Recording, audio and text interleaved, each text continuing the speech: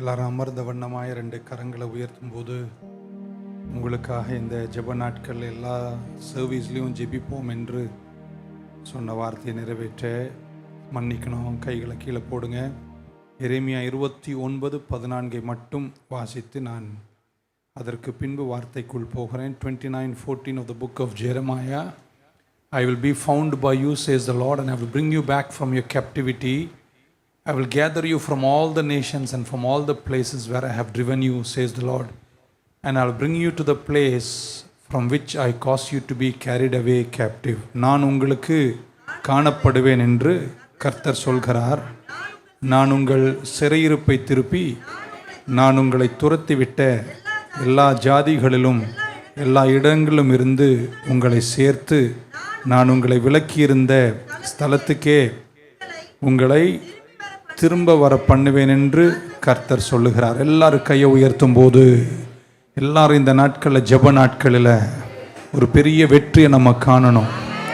சிறையிருப்புகள் எல்லாம் இயேசுவின் நாமத்தில் எல்லா குடும்பத்திலும் தீரணும். உங்க கை ஓங்கணும்.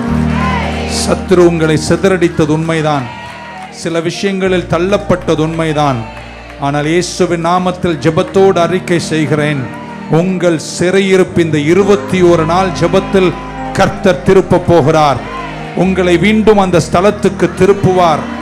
இந்த இரத்தத்தின் வல்லமையினால, இரத்தத்தின் உடன்படிக்கையினால உங்கள் சிறையிருப்பு தீரும் என்று இயேசுவின் நாமத்தில் அறிக்கை செய்கிறேன். நல்ல கையை தட்டி ஆமேன் சொல்லுங்க பார்க்கலாம். இப்ப சொல்லும் வார்த்தைகளுக்கு ஆமேன் சொல்லுகிறேன். எல்லா கஷ்டமும் தீர்வதாக, எல்லா உபத்திரவங்களும் தீர்வதாக, எல்லா வேதனைகளும் தீர்வதாக, எல்லா பின்னடைவுகளும் முன்னடைவுகளாய் மாறுவதாக, இழந்து போன எல்லா செல்வமும் இயேசுவின் நாமத்தில் திரும்பட்டும். வெட்கப்பட்ட அதே இடத்துல இரட்டத்தனையான பலன்களை கர்த்தர் உங்களுக்கு தருவாராக. I command restoration in the name of Jesus. உங்கள் சொந்த இடத்துக்கு திரும்புவீர்கள். உங்களை அமைதிப்படுத்தினவர்கள் இனி உங்களை அமைதிப்படுத்த முடியாது. நீங்கள் எழுந்து பிரகாசிப்பீர்கள், ஜெயத்தை காண்பீர்கள். கர்த்தர் உங்களுக்கு வெற்றியை தருவார்னு நம்புறவங்க மட்டும் கையை நல்லா தட்டி ஆமேன் சொல்லுங்க பார்க்கலாம். அப்படியாக கடவது. ஹல்லேலூயா. ஒரே ஒரு பாடலை பாடிவிட்டு நான் வார்த்தைக்கு விரைந்து செல்லுகிறேன்.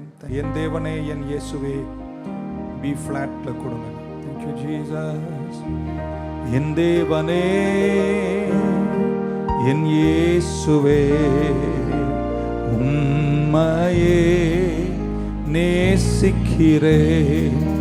என் தேவனே என் இயேசுவே, உம்மையே நேசிக்கிறேன். அதிகாலமே தேடுகிறேன், ஆர்வமுடன் நாடுகிறேன். அதிகாலமே தேடுகிறேன், ஆர்வமுடன் நாடுகிறேன். என் தேவனே என் இயேசுவே, உம்மையே என் உள்ளமும் என் உடலும் உமக்காகத்தான் ஏங்குதையா.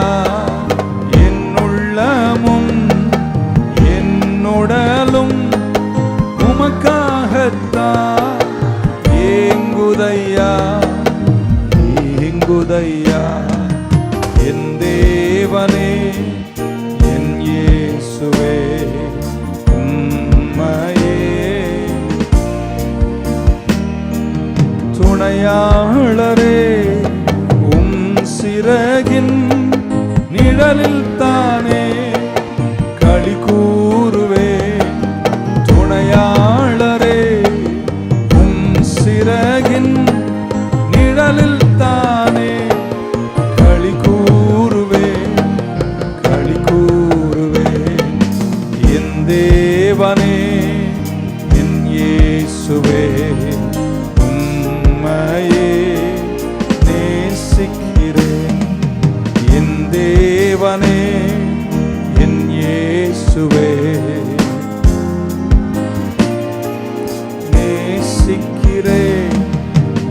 ஜீவனுள்ள நாட்களெல்லாம் ஸ்தோத்தரிப்பேன், துதி பாடுவேன். ஜீவனுள்ள ஸ்தோத்தரிப்பேன், நான் துதி பாடுவேன், துதி பாடுவேன்.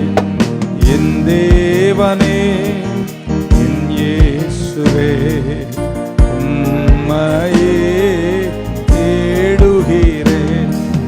உலகமெல்லாம் மாயையா, உம் அன்பு தான் மகாராதையா. எல்லாரும் கரங்களை உயர்த்தி கடைசியா, உம் அன்பு தான் மகாராதையா, மகாராதையா. என் தேவனே, என் இயேசுவே, உம்மையே நேசிக்கிறேன். அதிகாலமே நான் ஆர்வமுடன் உம்மையே நாடுகிறேன், உம்மை நாடுகிறேன். அதிகாலமே தேடுகிறேன், ஆர்வமுடன் உம்மை நாடுகிறேன், நாடுகிறேன். என் தேவனே, என் இயேசுவே, நேசிக்கிறேன். ஆமென். அடுத்த 20-30 நிமிடங்கள் உங்கள் சிந்தனை சிதறாமல் வார்த்தையின் மேல் மிகுந்த ஏக்கத்தோடு காத்திருங்கள். ஆமென். நான் இன்னைக்கு பேசுகிறத நீங்கள் புரிஞ்சுக்கிட்டீங்கன்னா உங்கள் கிறிஸ்தவத்தில் நீங்கள் சிதறவே மாட்டீர்கள். புரியலைன்னா கடைசி வரைக்கும் சிதறுவீர்கள். நாம் ஆராதிக்கிற நம்முடைய ஆண்டவர், He is a merciful God.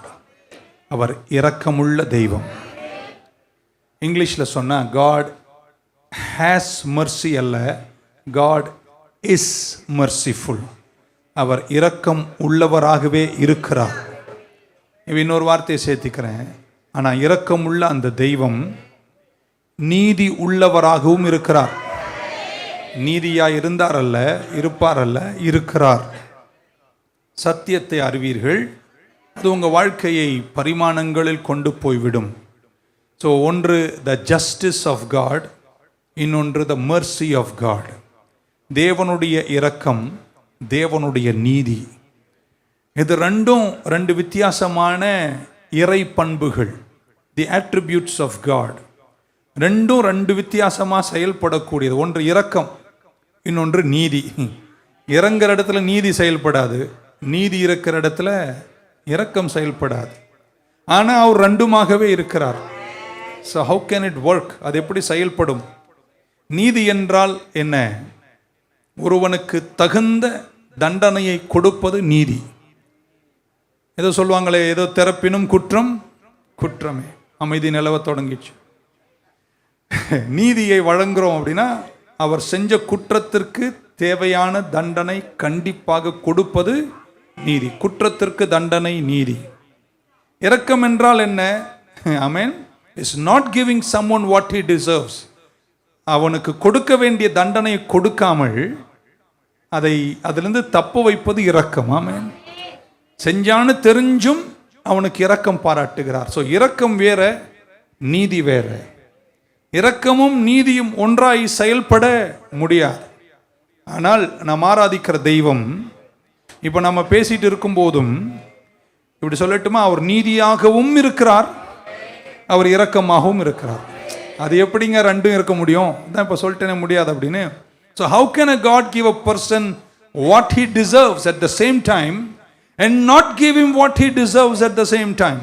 ஒரே நேரத்தில் நீதியும் வழங்க வேண்டும், ஒரே நேரத்தில் இரக்கத்தையும் வழங்க வேண்டும். எப்படி என்பது ரொம்ப ஆழமான ஒரு கேள்வி. அதனால தான் இதை நீங்கள் புரிஞ்சுக்கிட்டீங்கன்னா நீங்கள் வெற்றி வாய்ந்த கிறிஸ்தவ வாழ்க்கை வாழ்வீர்கள்.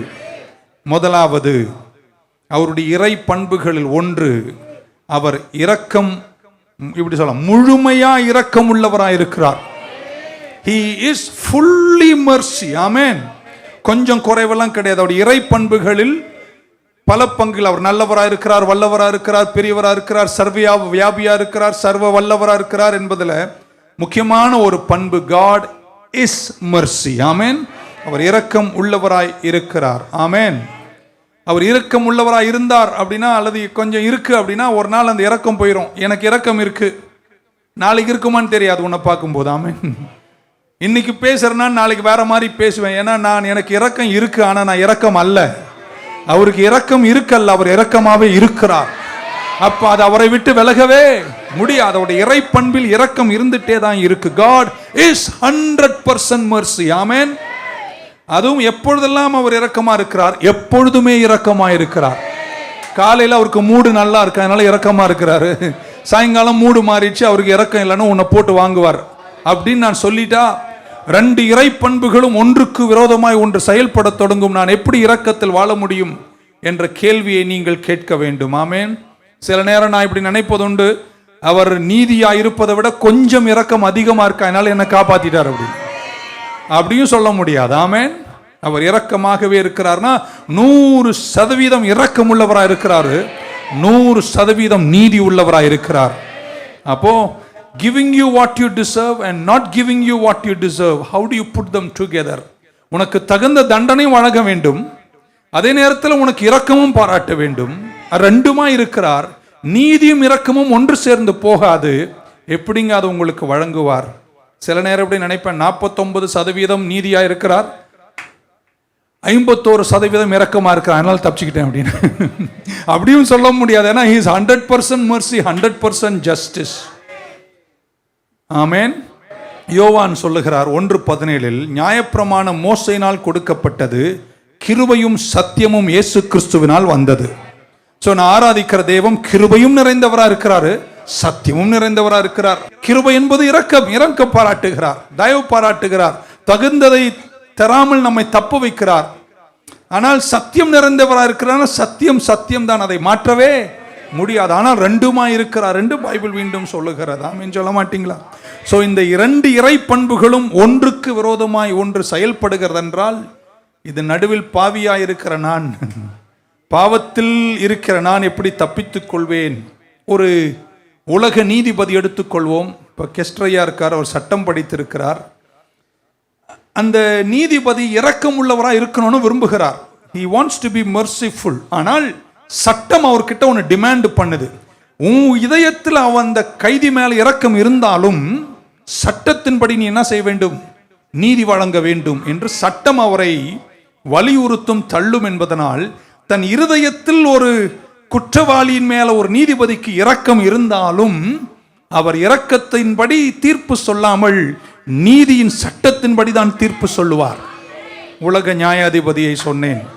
சோ ஆண்டவர் ஒரு பாவிக்கு இரக்கம் உள்ளவராக இருக்கிறார். அதே நேரத்தில் சட்டம் சொல்லுகிறது அவன் குற்றவாளி என்று சொல்லும்போது நீதிபதிக்கு வேற வழி இல்லை. இரக்கம் உள்ளவராக இருந்தாலும் சட்டத்தின்படி அவருக்கு நீதி வழங்கி தீர வேண்டும். அப்படின்னா நீங்களாம் நரகம் போறீங்கன்னு அர்த்தம். ஆமீன் சொல்லாதீங்க. ஸோ என் ஆண்டவருக்கு யாரும் அறிவுரை சொல்ல வேண்டிய அவசியம். ஸோ அவர் தான் சட்டத்தையே கொடுத்தார் பழைய ஏற்பாட்டில். No one outside is demanding God to do something. அவர்கிட்ட போய் நீ இப்படி செய் அப்படி செய்யு சொல்வதற்கு அவர் எல்லாரிலும் பெரியவர். அவர் எதை நினைக்கிறாரோ அதை அவர் செய்ய வல்லமை அவருக்கு உண்டு. என்றாலும் அவர் இரக்கம் உள்ளவராய் இருக்கிறார், அதே நேரத்தில் நீதி உள்ளவராய் இருக்கிறார். இந்த ரெண்டு இறை பண்புகளும் ஒன்றுக்கு ஒன்று சரியாக போவாததனால் 100% இரக்கமும் 100% நீதியும் உள்ளவராய் இருக்கிற என் தேவன் எப்படி என்னை நடத்துவார்? சில நேரம் நான் நினைப்பேன், ஒரு வாரம் என்னை இரக்கத்தோடு நடத்துகிறார், ஆமென், அடுத்த வாரம் என்ன உதைக்கிறார் அப்படியும் சொல்ல முடியாது. ஏன்னா அவர் இரக்கம் உள்ளவராய் இருக்கிறார். கேட்குறீங்களா? நீதி உள்ளவராய் இருக்கிறார், ஆமென். அவர் முழுமையாய் கிருபை உள்ளவராய் இருக்கிறார், அவர் முழுமையாய் சத்தியம் உள்ளவராய் இருக்கிறார், ஆமென். சொல்ல மாட்டீங்களா? சில கஷ்ட காலங்கள், சில கடினங்கள், சில சோதனைகள் என் அளவுக்கு மேலே என்னை சந்திக்கும் போது நான் சின்ன வயதில் அல்லது இப்போ கூட அப்படின்னு நினைப்பேன், பா இந்த நாளில் கடவுள் எனக்கு நிறைய கிருபை கொடுத்தார் அப்படின்னு நான் நினைப்பது என் வழக்கம். யாராவது அப்படி நினைச்சிருக்கீங்களா? ஐயோ எவ்வளோ கஷ்டங்க, இன்னைக்கு என்னமோ தெரில கடவுள் எனக்கு இல்லைங்க, அவர் எல்லா நாளும் கிருபையாக தான் இருக்கிறார். அவர் என்ன இன்னைக்கு ஒரு நாள் கொஞ்சம் 90%, அடுத்த நாள் 110% இல்லைங்க. அவர் எல்லா நாளும் கிருபையாய் தான் இருக்கிறார். அப்போ உங்களுக்கு ஏன் அப்படி தோணிச்சுன்னா, நான் சொல்றேன், அவர் இரக்கம் உள்ளவரா இருக்கிறார். ஆனால் நீங்க கஷ்டப்பட்ட போது, நீங்கள் இன்னும் கொஞ்சம் அவரோடு நெருங்கிய போது அந்த கிருபை உங்களுக்கு அதிகமாக கிடைச்சிருக்கு என்றுதான் அர்த்தமாகும். புரியல உங்களுக்கு? ஆமென் சொல்ல மாட்டீங்களா? நீங்க இன்னும் கொஞ்சம் நெருங்குனீங்க, கடவுளுடைய கிருபை பெற்றுக்கொண்டீங்க. அதான் எபிரேய நிருபக்காரன் சொல்ல, அப்படி கிருபையின் சிங்காசனத்தை தைரியமாய் நெருங்கி வாருங்கள். சில நாள் நம்ம பாட்டு இருப்போம், நம்ம கிருபையை தேட மாட்டோம். சில கஷ்ட காலங்கள் தேடுவோம், கிருபை மாறல. நீங்க தேடுவதில் ஒரு ஆழம் வந்திருக்கு. நீங்கள் நெருக்கி தேடுறதுனால உங்களுக்கு கர்த்தர் இன்னும் கொஞ்சம் கிருபை கொடுத்தார். கிருபை நீங்க பெற்றுக்கொண்டீர்கள். ஆமென். சோ எப்பொழுதுமே கிருபை உள்ளவராக இருக்கிறார், அவர் இரக்கம் உள்ளவராக இருக்கிறார். So point number 1, my God is a merciful God. அவர் இரக்கமுள்ள தெய்வமா இருக்கிறார். ரெண்டாவது, அவர் எப்பொழுதுமே இரக்கமுள்ளவராக இருக்கிறார். போன வாரம் கொஞ்சம் கொடுத்துட்டு இந்த வாரம் கொஞ்சம் கொடுக்கறவங்க, எப்பொழுதுமே அவர் இரக்கமுள்ளவராக இருக்கிறார். Amen. God is mercy. Amen. He has mercy அல்ல, ஹி இஸ் மர்சி. ஒரு சங்கீதத்தின் 3 வசனங்களை மட்டும் நேரத்தின் குறைவால் வாசிக்கிறேன். மொத்தத்தையும் வாசித்தா நல்லா இருக்கும். அந்த சங்கீதம் முழுவதிலும் யூதர்கள் அல்லது சங்கீதக்காரன் தாவீது தான் இதை எழுதியிருக்கிறார். அவர் எப்படி எழுதினார்? 136ஆம் சங்கீதத்தினுடைய முதல் 3 வசனத்தில் இப்படி சொன்னார், கர்த்தர் நல்லவர், அவரை துதியுங்கள். எல்லாரும் சேர்ந்து சொல்லுங்க, அவர் கிருபை ஒரு நாளா 2 நாளா என்றும் உள்ளது, ஃபார் எவர் அப்படின்றாங்க. 2ஆம் வசனம், O give thanks to the God of gods, தேவாதி தேவனுக்கு நன்றி சொல்லுங்கள், அவர் கிருபை. சொல்ல மாட்டீங்களா வாயை திறந்து? ஒரு நாளா 2 நாளாங்க, என்றைக்கும் அவர் கிருபை. அப்ப அவர் கிருபை இரக்கம் உள்ளவராகவே இருக்கிறார். 3ஆம் வசனம், O give thanks to the Lord of lords, for his mercy endures forever. அந்த வசனம் கீழே வரைக்கும் நீங்க 26 வசனம் நினைக்கிறேன் ஃபுல்லா படிச்சீங்கன்னா, ஒவ்வொரு வசனம் முடியும் போது என்ன தெரியுமா சொல்லுது? அவர் இரக்கம் என்றும் உள்ளது. பக்கத்தில் ஒருத்தர் தட்டி சொல்லுங்க, அவருடைய இரக்கம் 2 நாள் 3 நாள்லாம் கிடையாதுங்க, என்றும் உள்ளது. எபிரேயர்கள் எல்லா சூழ்நிலைகளும் இதை பாடினார்கள். God is merciful, not one day, 2 day, all the time. எப்பொழுதுமே இரக்கம் உள்ளவராக இருக்கிறார். எத்தனை பேர் இன்னைக்கு அவருடைய இரக்கத்தின் கீழ் இருக்கிறீங்க? நான் நம்புறேங்க, அடுத்த வாரம் வரும்போது இன்னும் கொஞ்சம் நீங்கள் நெருங்கும் போது இரக்கத்தின் கீழ் நீங்கள் வெற்றியை காண்பீர்கள். God is mercy. உங்களுக்கு ஒரு நிறைய காட்டணும், ஒரு 2 மட்டும் காட்டுறேன். தேவாலயத்தை கட்டி 2 நாளாகமம் 5ஆம் அதிகாரத்தில் அந்த ஆலயத்தை பிரதிஷ்டை செய்த போது கர்த்தருடைய மகிமை வந்து ஆலயத்தை மூடியது.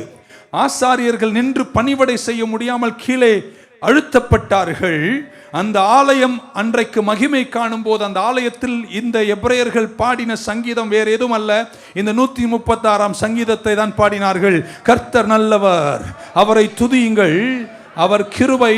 ஒரு வாரத்துக்கு 2 வாரத்துக்கு நீ நல்லா இருக்கும் போது நல்லா இல்லாத போது என்று சொல்லவில்லை, அவர் கிருபை அப்படின்னா எப்பவுமே அவர் இரக்கம் உள்ளவராகவே தான் இருக்கிறார்.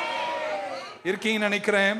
இன்னொருத்தை காட்டுகிற 2 நாளாகமம் 20 இஸ்ரவேலை, யெகோஷாபாத்தினுடைய இஸ்ரவேல் சேனைகளை, யூதாவின் சேனைகளை சத்துருக்கள் 3 சத்துருக்கள் சூழ்ந்து கொண்டு மிகப்பெரிய யுத்தத்தை தொடுப்பதற்காக வந்தபோது பைபிள் சொல்லுகிறது, தீர்க்கதரிசியிடம் கர்த்தர் சொன்ன வார்த்தையின்படி பாடுகிறவர்களை முன்னாடி நிற்க வச்சாங்க. ஆமென் சொல்ல மாட்டேன். நல்லா வச்சுங்களேன், துப்பாக்கியோடு பீரங்கியோடு நிற்கும் போது நம்மளை பாடுறதுக்கு முன்னாடி விட்டா நான் போக மாட்டேன். ஆனா அந்த யுத்தத்தினுடைய நடுவில் அவங்களை அனுப்பும் போது அவங்க எந்த பாட்டு தெரியுமா பாடினாங்க? இதை தான் பாடினாங்க, கர்த்தர் நல்லவர், அவரை துதியுங்கள், அவர் கிருபை என்றும் உள்ளது. நான் நிறைய நேரம் யோசிப்பேன், என்ன கவுழ்ந்து விழுந்து பாவத்தில் உழண்டு வந்தாலும் மீண்டும் அவனுக்கு ஒரு வாய்ப்பை கொடுத்து தூக்கி நிறுத்துவது, என்னத்தை சொல்வது, அது கர்த்தருடைய இரக்கம் தானே. எவ்வளவு கொடிய பாவியாயிருந்தாலும் கர்த்தாவேன்னு முகத்தை திருப்பி கையை தூக்கி அவரை பார்த்தால் அவனை தூக்கி எடுத்து தோள் மேல் சுமந்து கட்டி அணைத்து முத்தமிட்டு வாழ வைப்பது இரக்கம் தானே. சொல்ல மாட்டீங்களா? இன்னும் கொஞ்சம் இறங்கி சொல்றேன். ஒரு அநீதியான வாழ்க்கையை ஒரு மனிதன் வாழ்ந்து விட்டு தான் மரணத்தின் விளிம்பில் மனம் திரும்பி, ஐயோ நான் ஒரு பாவி, என்னை மன்னியும் என்று கேட்டால், காலமெல்லாம் 80 வயதும் துரோகியாய் வாழ்ந்தவன அந்த மரணப்படுக்கையின் ஒரு ஜெபத்திற்கு எல்லாம் சொல்ல மாட்டீங்களா? இரக்கத்தை பாராட்டி அவனுக்கு நித்திய ஜீவனை கொடுப்பது இரக்கம் அல்லவா? 2 கரங்களை உயர்த்தி என் கூட சொல்லுங்களேன், கர்த்தர் நல்லவர், அவர் கிருபை. எத்தனை நாளைக்குள்ளதாம்? அவர் இரக்கமாகவே எப்பொழுதும் இருக்கிறார், என்றும் உள்ளது. eternity. He is a merciful God. என் ஆண்டவரை பத்தி ஒரு வசனத்தை காட்டுறேன். எசேக்கியேல் 33:11 ஆண்டவர் சொன்னார், in Ezekiel 33:11, I have no pleasure in the death of the wicked. Say to them as I live. நான் ஜீவிக்கிற தெய்வம் அவரிடத்தில் சொல்லுங்கள் என்று கர்த்தர் சொல்றாரு. I have no pleasure in the death of the wicked, but that the wicked turn from his way and leave. ஆமென். என்ன தெரியுமா சொல்றாரு? ஒரு அக்கிரமத்தின் உச்சகட்டத்தில் வாழ்றோம் கூட அழியணும் என்பது என் எண்ணம் அல்ல, அவ என் பக்கம் திரும்பி வாழணும் என்பதுதான் என் எண்ணம். நீங்க புரிஞ்சிருந்தா அல்லேலூயா சொல்லிருப்பீங்க. பக்க சொல்லுங்க, என் தேவன் எப்பொழுதுமே இரக்கமுள்ளவராய் இருக்கிறார். என்ன இரக்கம்? ஒருவனும் கெட்டு போக கூடாது என்று தன் குமாரனையே நமக்காய் தந்த இரக்கத்தை நீங்கள் கொண்டாட மாட்டீர்களா? சீக்கிரம் ஒரு நாள் இரக்கமுள்ள இந்த தெய்வம் பைபிள் பிரகாரம் நீதியின் சிங்காசனத்தில் அமருவார்.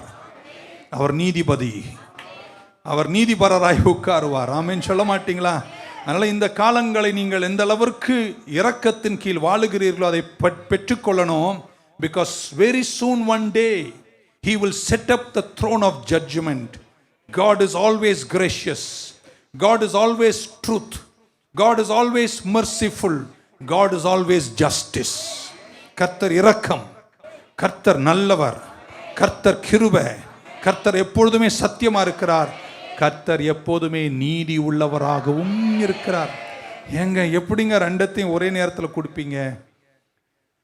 எங்கள் அம்மா அப்பாவுக்கு நாங்கள் 3 பிள்ளைங்க. உங்களுக்கு தெரியும் நினைக்கிறேன் எங்கள் சரித்திரம். நான் தான் கடைசி. ஆமாம், பேர் ஏப்ரஹாம் கோஷி. எதுலேயுமே சிக்க மாட்டாங்க. நானும் எங்கள் அண்ணனும் பண்ணுற எல்லா தப்புக்கும் எங்கள் அப்பா கிட்ட மாட்டி உதவாங்குவோம். பலார்னு அடிப்பார். அது எப்படி தப்பிச்சுக்குதுன்னே தெரியாது, அடியே வாங்காது. ஒரு நாள் எங்களை எங்கள் அப்பா அடிக்கிறார். ஆமென். செஞ்ச தப்புக்கு எங்களுக்கு தண்டனை உழுது. டமால் டமால்னு அடிக்கிறார். அடி வாங்குறோம், ஓன்னு கத்துறோம். ஒரு நாள் இவர் மாட்டார், தப்பு செஞ்சு மாட்டிக்கிட்டார்.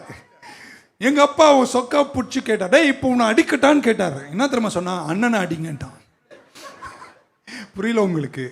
ஏன்னா அவனுடைய பழக்கம் என்னன்னா, நான் தப்பு செய்யாமல் வாழ்வதே ஏன் தெரியுமா? நீங்க அவங்க 2 பேரும் அடிக்கும் போது நான் திருந்திக்கிறேன். நான் நுழைஞ்சு தப்பிச்சே போறேன். இப்ப மாட்டிக்கிட்டான் பாருங்க. அடிக்கட்டாடா உன்ன எங்க அப்பா கேட்டார். என்ன அடிக்காத, அண்ணனுங்க அடி அப்படின்னா. அப்படின்னா ஜேக்கப் கோஷியும் சாமுவேல் கோஷியும் அடிச்சுக்கோ, என்ன செய்யாத. எங்க அப்பா நல்லவர், அவனை விட்டுட்டு எங்க அண்ணனை அடிச்சார். நீதி உள்ள தகப்பன். நாம சொல்ல மாட்டீங்களா? இந்த 3வது புள்ளியை சொல்லி என் செய்தியை முடிக்க விரும்புகிறேன். அவர் எப்பொழுதுமே அவர் இரக்கமுள்ளவராக இருக்கிறார். நம்பர் 2, அவர் எப்பொழுதும் இரக்கமுள்ளவராக இருக்கிறாரு. 3வது கவனிக்கணும், அவர் எப்பொழுதுமே நீதி உள்ளவராக இருக்கிறார். அப்படின்னா என்னங்க? செஞ்ச குற்றத்திற்கு தண்டனை வழங்க வேண்டியது நீதிபதியினுடைய வேலை. ஆமென். He has to be justice. எல்லாரையும் அவருடைய நீதியின் கீழ் கொண்டு வர வேண்டியது ரொம்ப அவசியம். அப்படின்னா எனக்கு தகுந்த தண்டனையை அவர் எனக்கு என்ன செய்ய வேண்டும்? வழங்க வேண்டும். ஆமென் சொல்ல மாட்டீங்களா? ஆனால் இரக்கம் எனக்கு தகுந்த தண்டனையை தராமல் என்னை தப்புவிக்க வேண்டும். அவர் இரக்கமாகவும் இருக்கிறார், நீதி உள்ளவராக இருக்கிறார். ஜஸ்டிஸ் அப்படின்றது உங்களுக்கு எல்லாருக்கும் தெரியும். நீதி என்ற வார்த்தை ஜஸ்டிஸ். அந்த ஜஸ்டிஸ் என்ற வார்த்தையினுடைய ரூட் வேர்டு என்ன அர்த்தம்னா ஈக்குவல்னு அர்த்தம், சமம் என்று அர்த்தம். Just means equal, equality. பாவம் என்ற வார்த்தை பைபிள் இருக்கு. நிறைய வார்த்தைகள் பாவத்திற்காக மாற்று வார்த்தைகள் பைபிள்ல சொல்லி இருக்கு. அதில் ஒன்று டிரான்ஸ்கிரஷன் அல்லது மீறுதல் என்று சொல்வார்கள், டிரான்ஸ்கிரஷன்.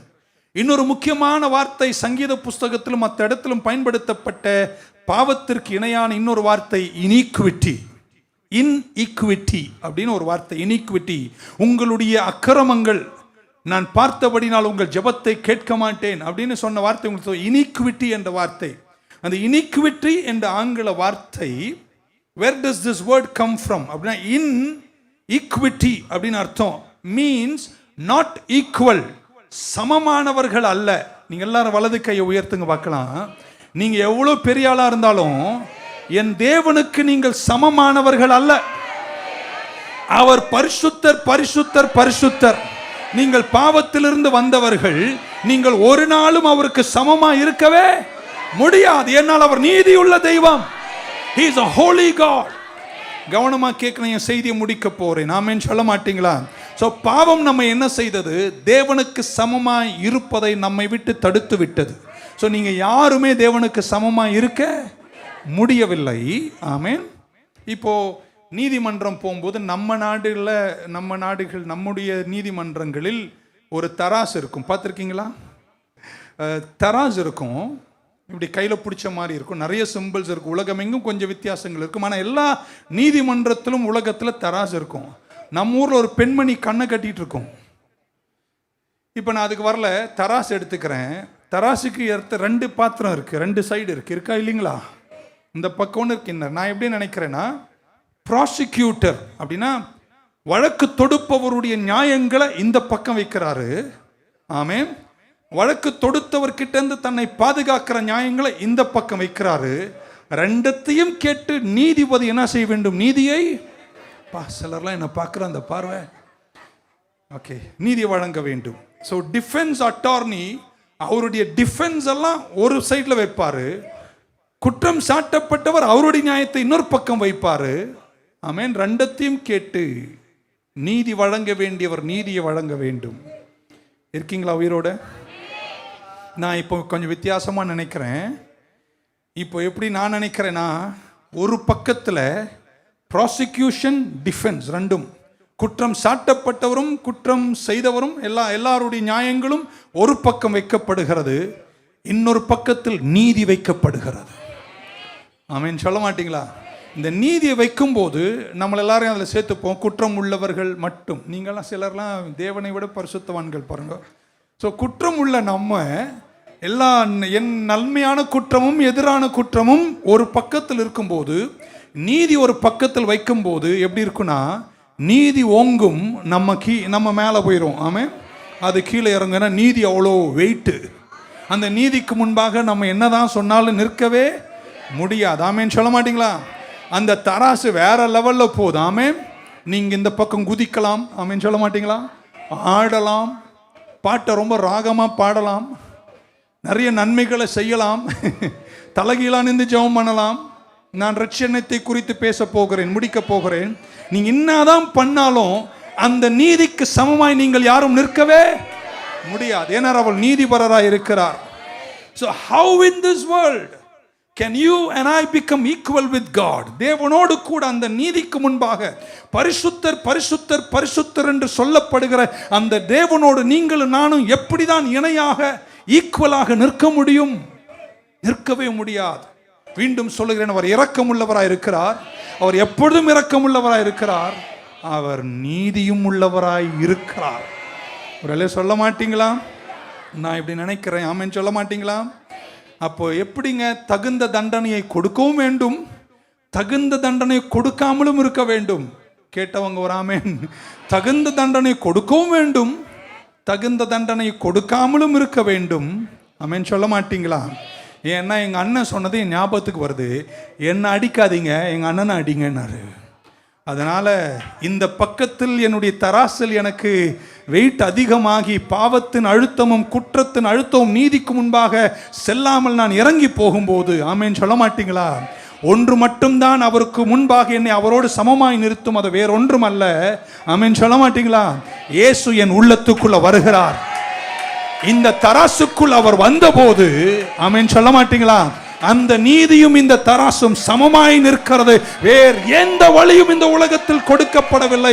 ஆகையால் எந்த பாவியும் எந்த துரோகியும் தேவனுக்கு முன்பாக அந்த தராசில் வந்து நீதியாய் நிற்பதற்கு உங்களுடைய எந்த செயல்களும் அல்ல. கிறிஸ்து எனக்குள்ளே வந்தாரே, அது தேவனோடு கூட சமமாய் நிறுத்துகிறது. புரிஞ்சிருந்தா நீங்க அல்லேலூயா சொல்லியிருப்பீங்க. ஹல்லேலூயா, ஆமென். இப்போ இதுக்கு நல்லா கேட்டுட்டு ஆழமா கேட்டுட்டு ஆமென் சொல்லணும். நரகத்திற்கு தண்டனை விதிக்கப்பட்டவர்கள் நீங்கள். நல்ல வேலை, ஒரு ஆமீன் கூட வரல, ரொம்ப சந்தோஷம். கேட்குறீங்கன்னு அர்த்தம். மீண்டும் சொல்லுகிறேன், நீங்களும் நானும் நரகத்திற்கு தண்டனை விதிக்கப்பட்டவர்கள். காரணம், மனிதன் பாவம் செய்து தேவ மகிமையை, everyone has lost it. எல்லோரும் பாவம் செய்து மகிமை இழந்தவர்கள். அப்படின்னா மரண தண்டனை விதிக்கப்பட்டவர்கள் நீங்களும் நானும். நரகத்துக்கு போவது ஷுவர். இப்போ நீங்க கர்த்தர்கிட்ட வந்துட்டீங்க, சொல்லிட்டேன். இப்போ தைரியமா சொல்லுங்க, நான் பரலோகம் தான் போறேன். இப்போ கையை உயர்த்தும் போது சொல்றத நல்லா காதும் கேட்கணும், கையும் உயர்ந்திருக்கணும். தேவனுடைய இரக்கம் என்னை பரலோகம் அனுப்ப போகிறது. இன்னொரு முறை, தேவனுடைய இரக்கம் இந்த பாவியாகிய என்னை பரலோகத்துக்கு அனுப்புகிறது. இன்னொரு முறை அடுத்து சொல்ல போறேன், கேட்டு நல்லா ஆமீன் சொல்லணும். தேவனுடைய இரக்கம் மட்டுமல்ல என்னை பரலோகம் அனுப்புவது, தேவ நீதி என்னை பரலோகம் அனுப்புகிறது. இப்ப நான் அஞ்சாமல் கர்த்தரை தேடுவேன்னு சொல்றவங்க ஆமீன் சொல்ல மாட்டீங்களா? என பாருங்களேன், தேவன் காண்பித்த இரக்கத்தால கூனி குறுகி கவுந்து எப்படியாவது பரலோகம் போவது அது வேற விஷயம். அது இரக்கம். நான் செஞ்ச குற்றத்தை அவர் தண்டிக்காமல் என்னை தப்ப வச்சார். ஆனா நான் பரலோகம் போவது கூனி குறுகி போக வேண்டிய அவசியம் இல்லை. ஏன்னா என்னை பரலோகத்தினுடைய தீர்ப்பை தந்தது அவருடைய இரக்கம் மட்டுமல்ல, என்னை பரலோகத்துக்கு அனுப்புவது அவர் எனக்கு காண்பித்த நீதியும் தான். இன்னொரு முறை சொல்லும் போது ஆமீன் சொல்லுங்க. அவர் இரக்கம் உள்ளவராயிருக்கிறார், அவர் நீதியும் உள்ளவராயிருக்கிறார். mercy mercy mercy sends me to heaven, but it is also justice that is sending me to heaven. சொல்லுவாங்க நிறைய கதை பேதுருவை வச்சு. பரலோகம் போனா பேதுரு அங்க நின்று வீசா கேட்பார் அப்படின்னு. நீங்க இந்த முறை பரலோகம் போகும்போது எந்த வீசான்னு தேவையில்லை. இந்த தராசுல தேவனோடு சமமாய் நீங்கள் இருந்ததற்கு காரணம் நீங்க செஞ்ச புண்ணியங்கள் அல்ல, உங்க தராசில் உங்களோடு வந்து நின்ற தேவாதி தேவன், வானம் விட்டு இறங்கி வந்த தேவகுமாரன், பூமியில் வந்து நமக்காக ஜீவனை கொடுத்த மனுஷகுமாரன், என் ரட்சகர், என் இயேசுவா, என் ஆண்டவர் என்னை ரட்சித்து நான் அவரிலும் அவர் என்னிலும் நிலைத்திருப்பதனால். சொல்ல மாட்டீங்களா? இன்னைக்கு வீட்டுக்கு போகும்போது தலை நிமிர்ந்து போங்க. நரகத்திற்கென்று தீர்ப்பு எழுதப்பட்ட உங்களை இப்போ நான் கடவுள் உங்கள் தண்டனையை இரக்கத்தால் மட்டுமல்ல நீதியாலும் சரிப்படுத்தி உங்களை பரலோகம் அனுப்பும் போது தைரியமாய் போங்கள்.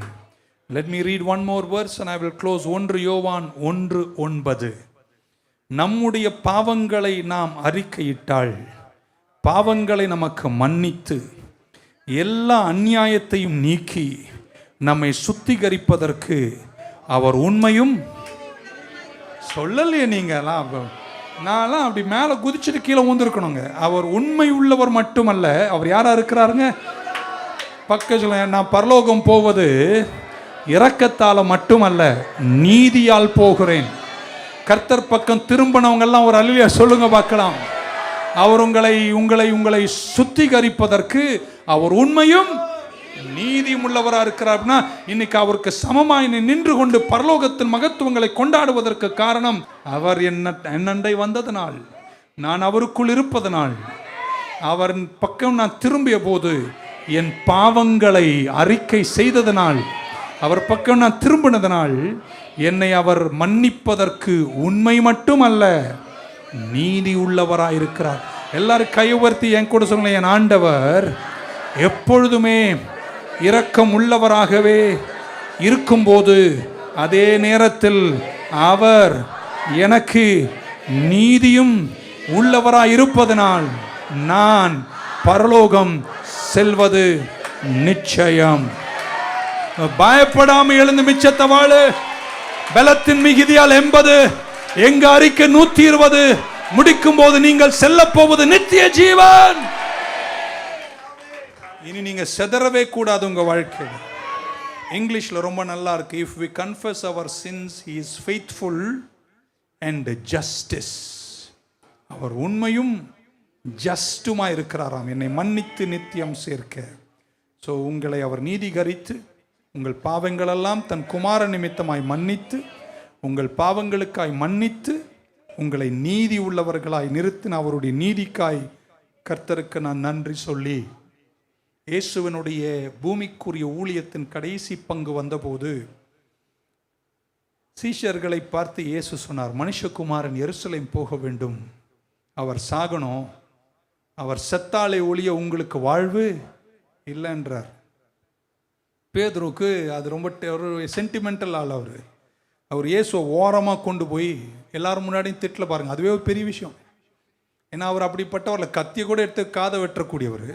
இயேசுவை சைடில் கூட்டின்னு போய் சொன்னார், இங்கே பாரு, ஒழுங்காக பேசு, இந்த எருசலேம் போகிறேன், சாவ போகிறேன், இதெல்லாம் என்கிட்ட நேசக்கூடாது, சொல்லக்கூடாது, நீ இங்கே இருக்கணும் கடைசி வரைக்கும். அப்போ தான் ஆண்டவர் சொன்னார், நான் சாகலைன்னா நீ வாழ முடியாது, நான் அரேஞ்ச் பண்ணுறேன், நீ கவலைப்படாத. உன்னை சாத்தான் சொடகுல போட்டு புடைவான், நான் உனக்காக ஜெபம் பண்ணியிருக்கேன். ஆனால் மனுஷகுமாரன் எருசலேம் போய் சிலுவையில் மரிக்க வேண்டியது தான் உண்மை. நான் மரிக்கலைன்னா உனக்கு நீதி கிடைக்காது. நீங்கள் அண்ணா வரும், அவனை கேளுங்க, அவன் சொல்ல மாட்டிங்களா, நீ அடி வாங்கினியா அண்ணா அடி வாங்கினான்னு? அவன் சொல்லுவான், தப்பு பண்ணது நான், அடி வாங்கினது அண்ணன். அவர் தான் அதை அரேஞ்ச் பண்ணார். எதற்காக? எனக்கு இரக்கம் மட்டும் அல்ல, எனக்கு நீதி வழங்கி. பரலோகம் போகும்போது நீ கூனி குறுகி இரக்கத்தின் பேர் யாரோ காண்பித்த இரக்கத்தில் அல்ல, தேவ நீதியோடு கூட தைரியமாய் பரிசுத்தவான்கள் என்ற பழுங்க நதி ஓரத்தின் பங்குகளை சுதந்திரிக்கும் ஆற்றல் மிக்க விசுவாசிகளாய் கமான் கரங்களை உயர்த்துவர் அல்லே சொல்ல மாட்டீங்களா? ஆண்டவர் பேதுருவை ரெப்யூக் பண்ணி சொன்னார், இல்லை, I will arrange it. If I tie you will live. A picture is worth 1,000 words. ஒரு படம் 1000 வார்த்தைகளுக்கு சமம். உலகப்போர், முதல் உலகப்போர், ஃபர்ஸ்ட் வேர்ல்டு வார், முதலாவது உலகப்போர் முடிந்த போது ஐரோப்பிய நாடெல்லாம் வறுமையில் சுழலத் தொடங்கியது. அமெரிக்க நாடு USA நிறைய பணத்தை அனுப்பி அங்கிருந்த அநாத குழந்தைகளெல்லாம் தாங்கத் தொடங்கினார்கள். நிறைய ஆர்ஃபனேஜஸை தாங்கினார்கள். அந்த முதல் நூற்றாண்டுக்கு பின்னாடி ஒரு ஆர்ஃபனேஜில் 1300 குழந்தைகள் இருந்தார்கள். 1300 சில்ட்ரன். கவனமாக கேட்கணும், முடிக்கிறேன். அந்த 1300 பிள்ளைகளுடைய பெற்றோர்களும் யுத்தத்தில் கொல்லப்பட்டவர்கள். தாய் தந்தை இல்லாத குழந்தைகளை எடுத்து வளர்த்தார்கள். அமெரிக்கா உதவி செய்தது. ஒரு நாள் ஒல்லியா ஒரு மனுஷன், ஒல்லியா ஒரு குழந்தை, சின்ன குழந்தை, 4 வயசு இருக்கும், கையை பிடிச்சிட்டு ஆர்ஃபனேஜுக்கு வந்து சொன்னார், இதுக்கு மேலே இந்த குழந்தையை காப்பாற்ற வாழ வைக்க எனக்கு தெரியல, நீங்கள் தயவுசெய்து இந்த குழந்தையை உங்களுடைய அநாத விடுதியில் சேர்த்து கொள்ளுங்கள் என்று கண்களில் கண்ணீர் வடிய கேட்டார். ஆர்ஃபனேஜினுடைய ஹெட் சொன்னார், நோ சார், நாங்கள் இந்த குழந்தையை சேர்க்க முடியாது. ஏன்னு கேட்டார். எங்களுக்கு ரொம்ப கம்மியான பணம் தான் இருக்குது, லிமிட்டட் ஃபண்ட்ஸ் தான் இருக்குது. ரெண்டாவது, எங்களுடைய ரூல் பிரகாரம், எங்கள் ஆர்ஃபனேஜ் சட்ட பிரகாரம் தாயோ தகப்பனோ உயிரோடு இருந்தால் அவர்களை நாங்கள் எங்கள் அநாதை விடுதியில் சேர்ப்பதில்லை, சாரி சார் என்று சொன்னார்களாம். அந்த மனிதன் ஒரு நிமிடம் யோசித்து விட்டு இப்படி சொன்னாராம், அப்படியா சொல்கிறீங்க, நான் ஒன்று பண்ணுறேன்னு சொல்லிட்டு அந்த 4 வயது குழந்தையை தன் 2 கரங்களாலும் தூக்கி நெஞ்சோடு கட்டி அணைத்து முத்தங்களை கொடுத்து விட்டு அந்த குழந்தையின் கையை எடுத்து அந்த ஆர்ஃபனேஜ் தலைவரின் கையில் கொடுத்து விட்டு அவர் சொன்னாராம், நான் அரேஞ்ச் பண்ணுறேன், கவலைப்படாதீங்கன்னு. குழந்தையின் கையை ஆர்ஃபனேஜ் தலைவரின் கையில் கொடுத்து விட்டு நேராக வெளியே சென்று வெளியே இருந்த ஒரு பெரிய மரத்தில் தூக்கு மாட்டி தன்னை கொன்று தான் தற்கொலை செய்து கொண்டார். அவர் மரித்தார், குழந்தை வாழ்ந்தது. புரிஞ்சிருக்குன்னு நினைக்கிறேன். பல வருஷங்களுக்கு முன்னாடி, உங்களையும் சொல்கிறேன், என்னையும் உங்களையும் சொல்கிறேனே, ஆமேன்னு சொல்ல மாட்டீங்களா? இனி வாழ்வில்லைன்னு நினச்ச நம்ம கையை குமாரன் இயேசு கிறிஸ்து எடுத்து பிதாவின் கையில் கொடுத்து விட்டு சொன்னார், நான் செத்தாலே ஒழிய இவர்கள் வாழ மாட்டார்கள், நீதி வழங்குவதற்கு என்னையே நான் கொடுக்கிறேன் என்று ஒரு மரத்தில் ஏறி தன் ஜீவனை கொடுத்து உங்களையும் என்னையும் வாழ வைத்த சரித்திரம்தான் தேவத்தினுடைய இரக்கம், தேவனுடைய நீதி. ஆமேன் சொல்ல மாட்டீங்களா? உங்களை வாழ வைக்க அவர் வெங்கல சர்ப்பமாய் தன் உயிரை கொடுத்து வாழ வைத்த தேவாதி தேவனுடைய மகத்தான இந்த இரட்சண்யத்தை கடைசி வரைக்கும் எவரும் புறக்கணிக்காமல் அவர் செய்த தியாகத்தின் ஆழங்களை புரிந்து கொண்டு எழுந்து கர்த்தருக்காக வாழுங்கள். வெற்றி நிச்சயம், விடுதலை சத்தியம். இந்த வார்த்தைகளை கொண்டு கர்த்தர் உங்களை நிலைநிறுத்தி கடைசி வரைக்கும் கர்த்தருக்காய் வாழுகிற சேவையில் நிலைச்சிருந்து எவ்வளவு சறுக்கினாலும் எவ்வளவு உயர்ந்திருந்தாலும் ஒரு நினைவு உங்களுக்கு இருக்கணும், என் தேவன் இரக்கமாய் இருக்கிறார். இரக்கமாய் இருப்பது மட்டும் அவர் எப்பொழுதுமே இரக்கமுள்ளவராய் இருக்கிறார். ஆனால் அவர் இரக்கமுள்ளவராய் இருக்கும் பொழுது அவர் நீதி உள்ளவராய் இருக்கிறார். அவர் சட்டத்தின்படி தண்டிக்க வேண்டியவராய் இருக்கிறார். ஆனால் அவர் எனக்காக செய்த செயல் என்னை நீதியோடு தான் பரலோகம் செல்ல செய்கிறதே தவிர இரக்கத்தில் மட்டுமல்ல. he is merciful and he is justice. அந்த ஜஸ்டிஸும் இணைந்து ரெண்டு இறைப்பண்புகள் ஒன்று போகாத போது தான் நீங்கள் பட வேண்டிய குற்றத்தை அவர் தன் குமாரன் மேலே வைத்து உங்களை தராசில் சமமாக வைத்து அழகு பார்த்த அந்த தேவாதி தேவனை காலமெல்லாம் ஆராதித்து கொண்டாடுங்கள். வெற்றி நிச்சயம், விடுதலை சத்தியம். கர்த்தர் இந்த வார்த்தைகளை கொண்டு உங்களை ஆசீர்வதிப்பாராக. Shall we stand in the presence of God? எழுந்து நிற்கலாம். Thank you Lord. எங்களை வாழ வைக்க வெங்கல சர்ப்பமானீர், எங்களை வாழ வைக்க வெங்கல சர்ப்பமானீர், நோக்கி பார்த்ததினால் பீழைத்து கொண்டு. எல்லாரும் கையை உயர்த்தி இரக்க நீதி நோக்கி பார்த்ததினால்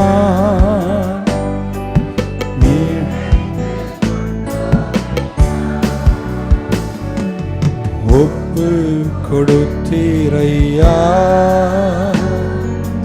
உம்மையே எனக்காக உலகின் ரட்சகரே,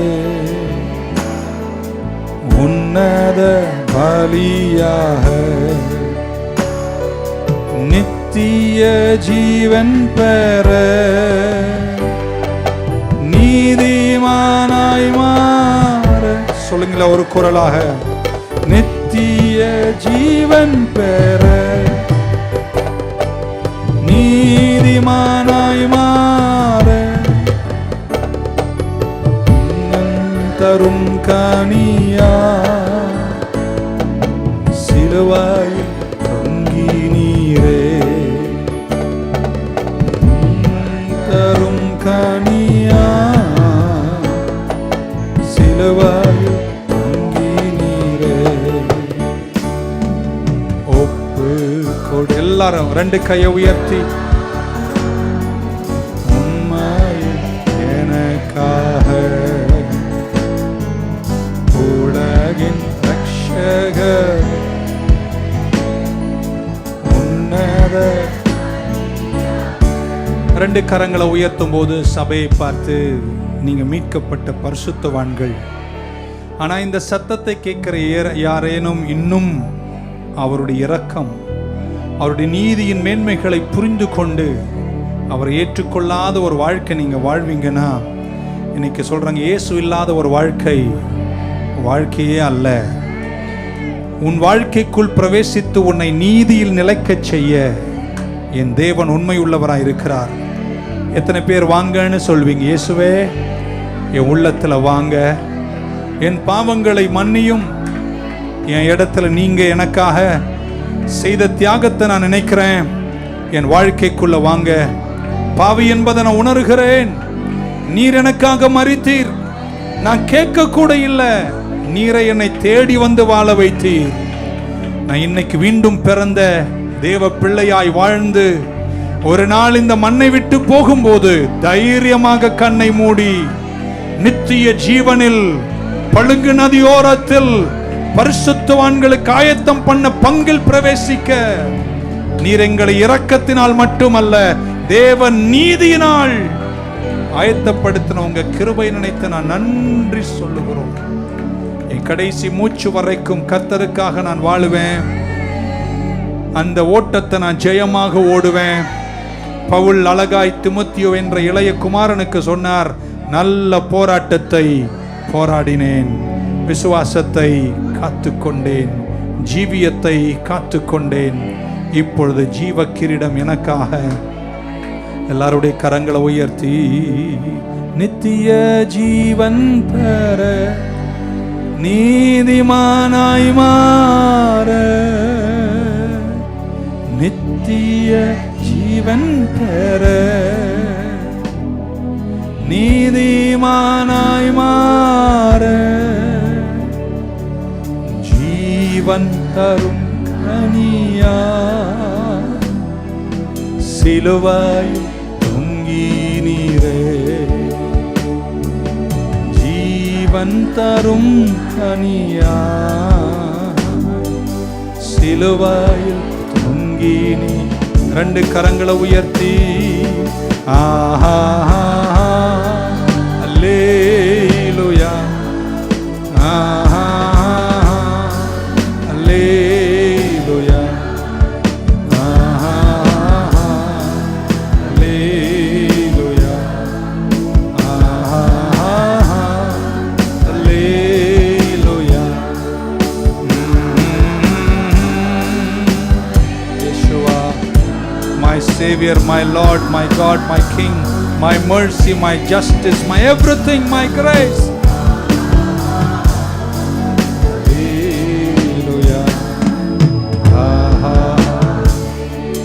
கரங்களை உயர்த்திய ஆத்துமாவே கர்த்தரை ஸ்தோத்தரி, என் முழு உள்ளமே பரிசுத்த நாமத்தை ஸ்தோத்தரி. என் ஆத்துமாவே கர்த்தரை ஸ்தோத்தரி, அவர் செய்த சகல உபகாரங்களையும் மறவாதே. கர்த்தராகிய இயேசு கிறிஸ்துவின் கிருபை, பிதாவாகி தேவனுடைய அன்பு, பரிசுத்தாவின் ஐக்கியம், சபையோடு பரிசுத்தவான்களோடு திருச்சபையோடு கூடி வந்த தேவ பிள்ளைகள் யாவரோடும் இன்றும் என்றும் இருப்பதாக. God bless you. சந்தோஷமா போங்க.